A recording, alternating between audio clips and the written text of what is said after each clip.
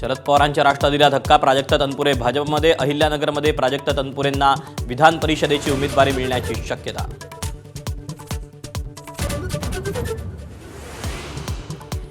रायगड आणि ठाणे विधान परिषदेच्या जागेवरून शिवसेना आणि भाजपमध्ये जोरदार रस्सीखेच. रायगडमध्ये आमदार महेंद्र दळवींची मुलगी जुईली दळवींनी भरला उमेदवारी अर्ज.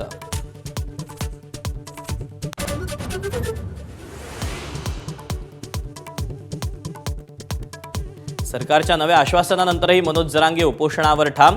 विखेंकडून उपोषण मागे घेण्याची विनंती. मागण्या पूर्ण होईपर्यंत रखरखत्या उन्हातली जागा सोडणार नाही, जरांगेंचा निर्धार.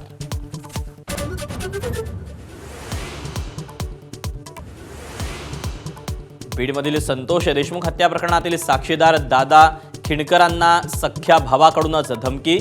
जीवे मारण्याची धमकी. पोलिसात अदखलपात्र गुन्हा दाखल.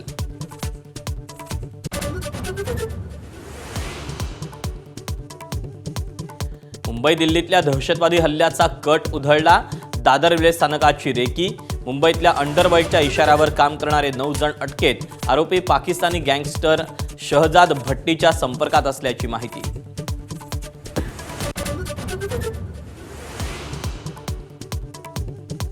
पंतप्रधान मोदींच्या आवाहनाला देशवासियांचा मोठा प्रतिसाद. देशभर सोन्याची आयात आणि विक्री घटली.